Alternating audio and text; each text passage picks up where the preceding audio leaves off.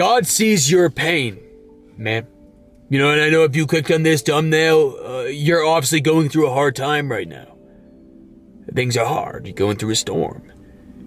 And, you know, before I made this video, I said a quick prayer myself. You know, and I told God, I said, to use me to get to you. You know, because I truly believe that he works through us. And, you know, I don't want to, you know, lean on my own understanding, as you would call it in this video. I want you guys to actually, you know, I want to help you guys. I want to help you guys through him and through my voice.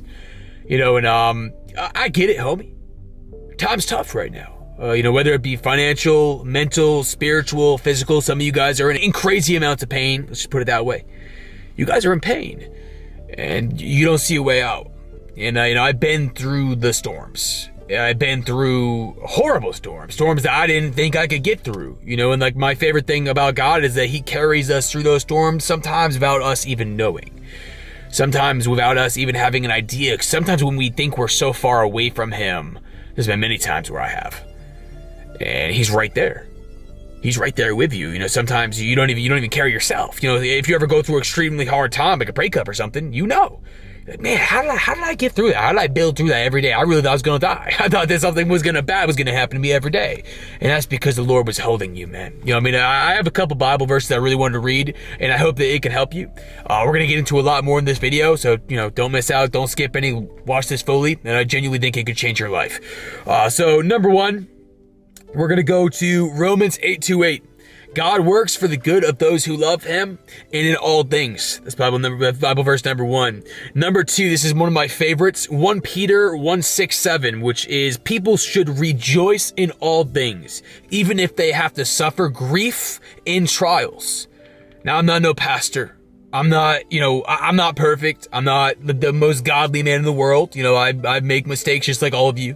I sin just like all of you do, everybody, right? But this verse really spoke to me, man. I mean, especially because, you know, I've been through that same pain that you're feeling. We might be different. We might be going through different things, right? Because everyone's going through different things. But I really want you to understand this, right? And especially that one word. People should rejoice in all things, even if they have to suffer grief in trials.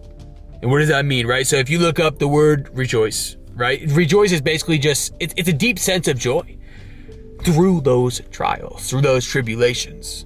Because I'm gonna be real, man. You know, anyone coming on this channel, you know, God is he's gonna throw you things.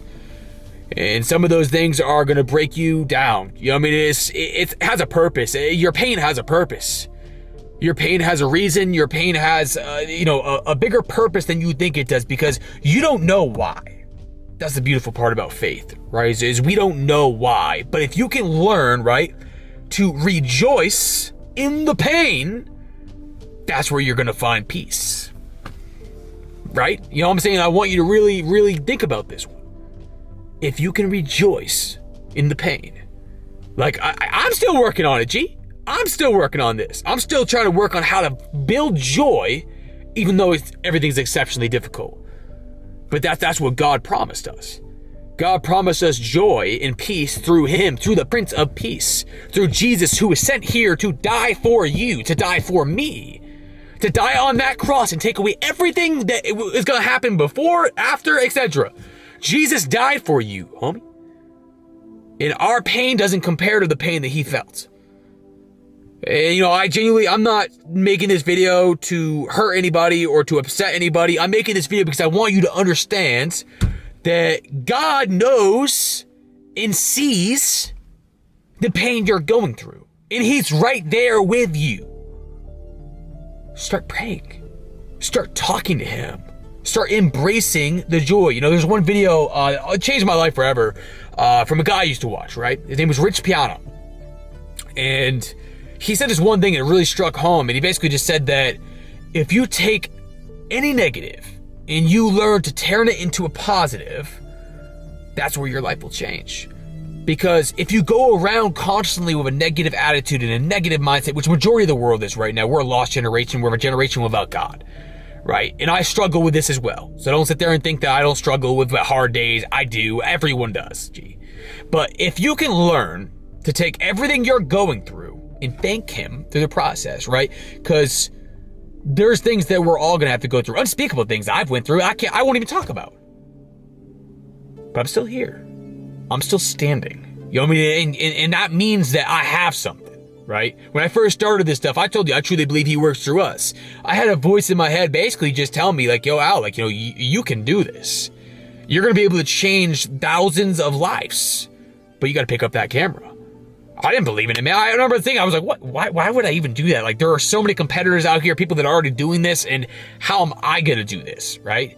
I did it. I picked up the camera. I was working my 9-to-5 job. I was sitting there at my desk, and you know, it changed my life forever, man. But it wasn't overnight. And that's the whole thing, is like, we're not going to see progress overnight. You're not going to build your relationship with God overnight. It takes time.